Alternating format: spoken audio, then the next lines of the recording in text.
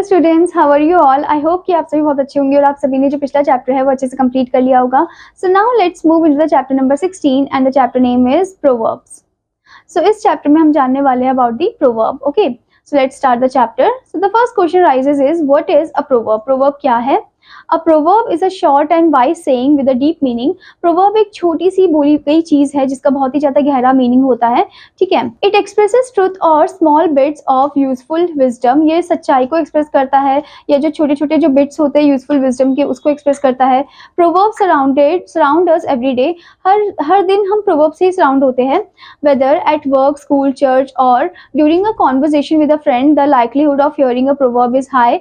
चाहे हम काम कर रहे हो, स्कूल में हो, चर्च में हो या फिर आप अपने दोस्तों से बातें कर रहे हो तो तब भी प्रोवर्ब का यूज होता है।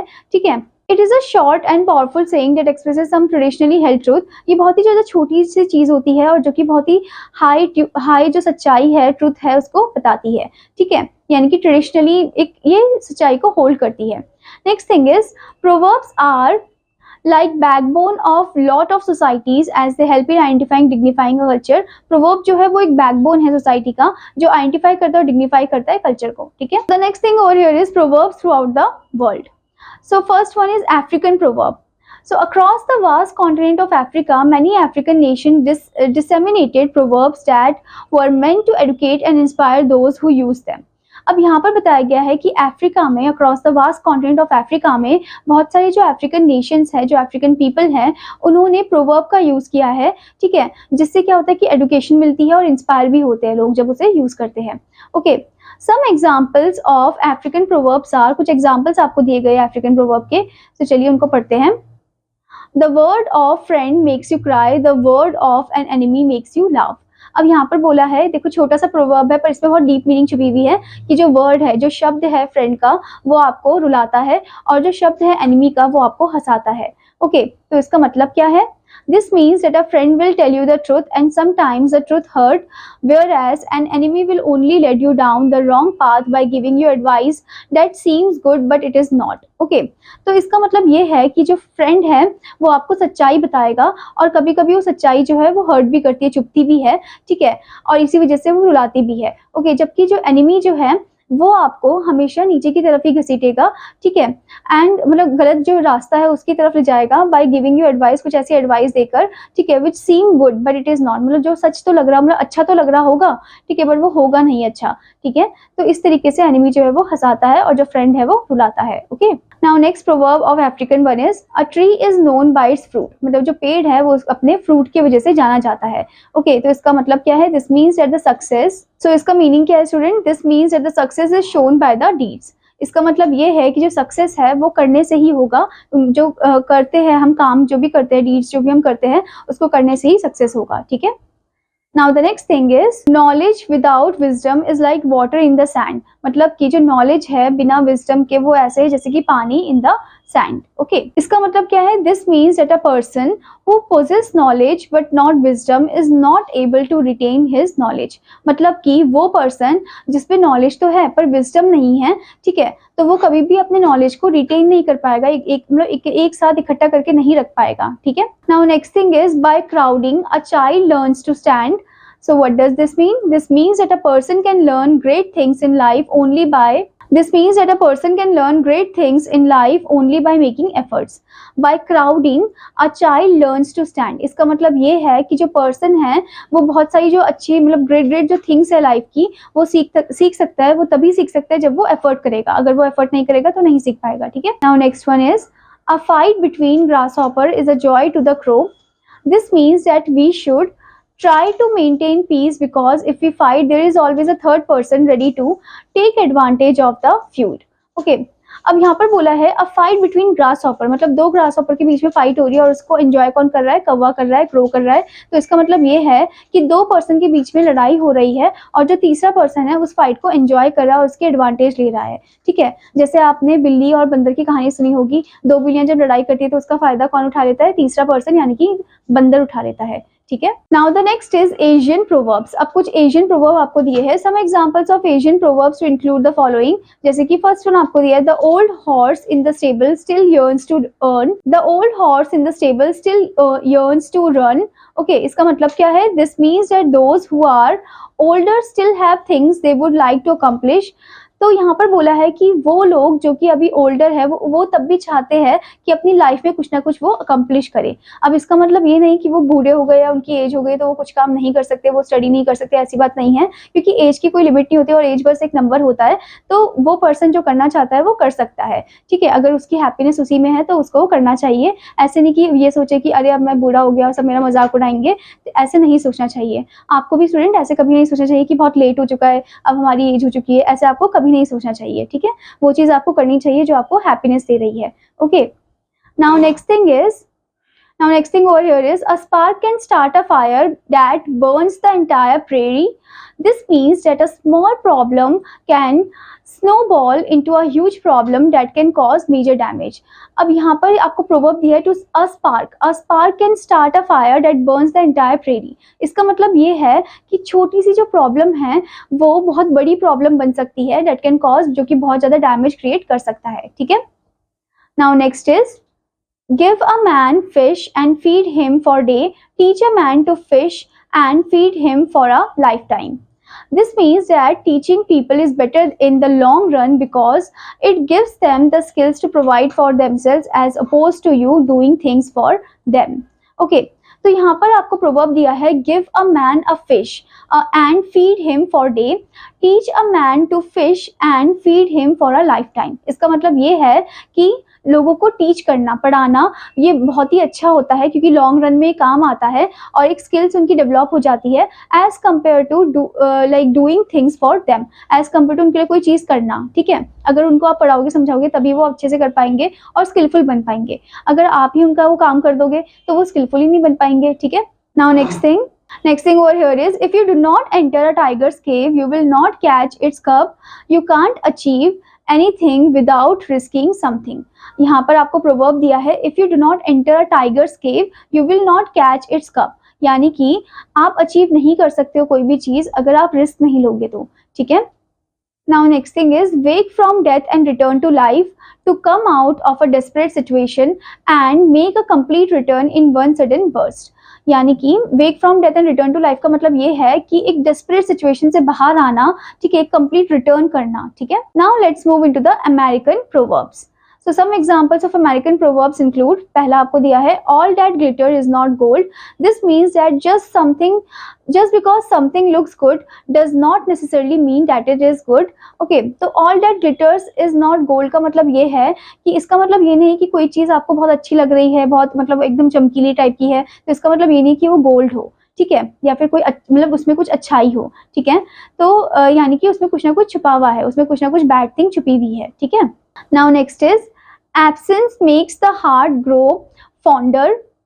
This means that when you separate from someone that you love by putting distance between you, that you will inevitably love them more and yearn to see them. अब यहाँ पर आपको प्रोवर्ब दिया है absence makes the heart grow fonder. इसका मतलब ये है कि आप किसी एक ऐसे पर्सन से सेपरेट हो गए हो, ठीक है, फॉर एग्जाम्पल अपने बेस्ट फ्रेंड से सेपरेट हो गए हो और आपका बेस्ट फ्रेंड जो आप कोई और स्टेट या कोई और कंट्री में रहता है, ठीक है, और आप किसी और कंट्री या किसी और स्टेट में रहते हो, ठीक है, तो इसका मतलब ये नहीं है कि आपके बीच में जो प्यार है वो खत्म हो चुका है, वो बिल्कुल भी खत्म नहीं हुआ है और उसके बदले वो और भी ज्यादा इंक्रीज हो गया है, ठीक है, और इससे आप और भी ज्यादा चाहते हो कि उनको देखो, ठीक है, उनसे मिलो एक बार। Okay, now next is a monkey in silk is a monkey no less. This means that just because someone dresses fancy does not necessarily mean that they are fancy or of gold character or of good character. Okay, तो यहाँ पर आपको proverb दिया है a monkey in silk is a monkey no less. इसका मतलब ये है कि just because एक person है जिसने बहुत ही अच्छी सी एकदम हाई ब्रांड के जो भी बिग ब्रांड है उनके कुछ ऐसे ड्रेसेस टाइप की चीजें पहन रखी है, फैंसी टाइप ऑफ चीजें पहन रखी है, तो इसका मतलब ये नहीं कि वो पर्सन का जो नेचर होगा या कैरेक्टर होगा या पर्सनैलिटी होगी वो भी बहुत अच्छी होगी, ऐसा जरूरी नहीं है, ठीक है। उनकी पर्सनैलिटी कैसे निकलती है जब वो कुछ बोलते हैं मुंह से, ठीक है, तो तभी पता चल जाता है कि उनकी पर्सनैलिटी कैसी है। तो ऐसे ही मंकी का बताया कि मंकी जो सिल्क में है, सिल्क के क्लोथ्स उसने पहन रखे हैं, तो इसका मतलब ये नहीं कि वो मंकी नहीं है, वो तब भी क्या है, एक मंकी ही है, ठीक है। Now next thing is you are never too old to learn. This means that learning is not restricted to age. A person can learn any time irrespective of his age. अब यहाँ पर आपको proverb दिया है you are never too old to learn. इसका मतलब ये है कि learning जो है वो restricted नहीं है age को लेकर. जैसे अभी मैंने आपको पहले बताया था कि age को लेकर learning restricted नहीं है कि आप इसी time period तक बस पढ़ सकते हो, इसी age तक पढ़ सकते हो, उसके बाद नहीं पढ़ सकते, ऐसा जरूरी नहीं है. ठीक है. A person can learn any time irrespective of his age. मतलब चाहे उसकी कैसी भी age है तो उसे तब भी क्या करना चाहिए, पढ़ना चाहिए, सीखना चाहिए. ठीक है, क्योंकि age is just a number. Okay. Now next thing is strike when the iron is hot. This means that we should take full advantage of opportunity. तो यहाँ पर आपको proverb दिया है strike when the iron is hot. इसका मतलब ये है कि हमें full advantage लेना चाहिए opportunity का. ठीक है. Now next one, Rome wasn't built in a day. इसका मतलब है great things can't be achieved in a day. They need constant efforts to be put on over a period of time. तो यहाँ पर आपको proverb दिया है Rome wasn't built in a day और इसका मतलब है कि जो great things है वो एक ही दिन में अचीव नहीं होती हैं. जैसे कि for example एक ही दिन में आप weight loss नहीं कर पाओगे, एक ही दिन में आप सब कुछ नहीं पढ़ पाओगे. ठीक है. They need constant effort. इसके लिए constant effort की जरूरत है जो आप put on करोगे period of time में. ठीक है. Now student, the next is English proverbs. So some examples of English proverbs are, first one, actions speak louder than words. This means that what people do shows more about them than what they just say. Okay, तो यहाँ पर आपको proverb दिया action speaks louder than words. इसका मतलब ये है कि जो लोग करते हैं वो ज़्यादा दिखता है as compared to जो लोग बोलते हैं. ठीक है, तो बोलने से नहीं होगा, action को करने से ही होगा. ठीक है. Now next one is you scratch my back, I will scratch yours. This means that if you help me, I will help you. You scratch my back, I will scratch yours का मतलब है कि अगर तुम मेरी मदद करोगे तो मैं भी तुम्हारी मदद करूंगा. ठीक है. Now next one is honesty is the best policy. Being truthful saves you from many problems. It is the best thing to do. अब यहाँ पर honesty is the best policy का मतलब है कि एकदम truthful बनना, सच बनना. ठीक है, सच ही बोलना. तो इससे क्या होगा, बहुत सारी प्रॉब्लम जो है वो easily solve हो जाएगी और ये बहुत ही अच्छी चीज है करना. ठीक है. Now next thing is beggars can't be choosers. A needy person should accept what is offered without complaining. Beggars can't be choosers का मतलब है कि जो नीडी पर्सन है उसको एक्सेप्ट कर लेना चाहिए जो भी चीज उसको ऑफर की जा रही है बिना कंप्लेनिंग किए. ठीक है. Now next thing, birds of some feather flock together. People with similar qualities seek each others company. Birds of same feather flock together मतलब कि जिनमें सिमिलर क्वालिटीज होती है, जिन लोगों में सिमिलर क्वालिटीज होती है वो एक दूसरी कंपनी को एंजॉय करते हैं. ठीक है. Now next one, blood is thicker than water. Family relationship is stronger than others. Blood is thicker than water का मतलब है कि फैमिली रिलेशनशिप जो है वो काफी ज्यादा स्ट्रॉन्गर होती है as compare to other one. Okay. Now next is half a loaf is better than no bread. This means that one should be grateful for what you get rather than complaining for what you don't have.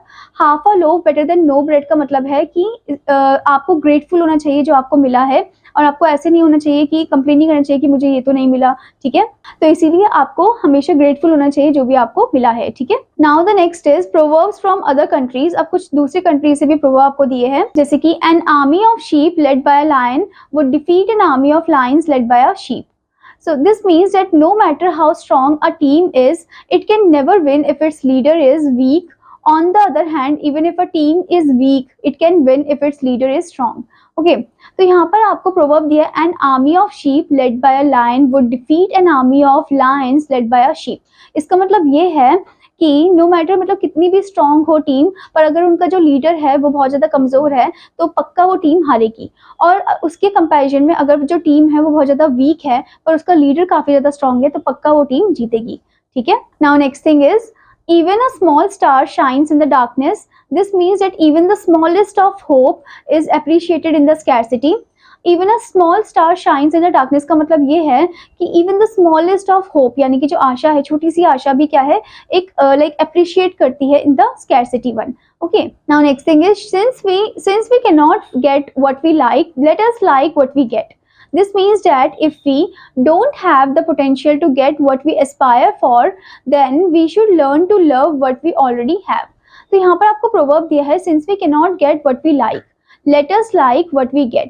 इसका मतलब ये है कि we don't have the potential, हमारे अंदर इतनी क्षमता नहीं है, that we aspire for, then we should learn to love what we already have. मतलब कि हमारे पास जो अभी है उसके लिए हमें grateful होना चाहिए. ठीक है. और ऐसे नहीं होना चाहिए, रोना नहीं चाहिए हमारे पास उस चीज़ के लिए जो नहीं है. ठीक है. Now next thing is better to stumble than to make a slip of tongue. This means that it's better to move on the wrong path. Okay तो प्रोवर्ब आपको दिया है better to stumble than to make a slip of tongue. इसका मतलब ये है कि सही रहता है कि आप मूव ऑन हो जाओ, रॉन्ग पाथ से निकल जाओ या एकदम से इग्नोर करके वहां से चले जाओ। ऐसे नहीं कि आपने कुछ एकदम से कुछ बोल दिया और उसका गलत प्रभाव पड़ गया, ठीक है। Next one is after the game the king and the pawn go into the same box. This proverb teaches us to be humble and consider everyone has to die and off into the same grave।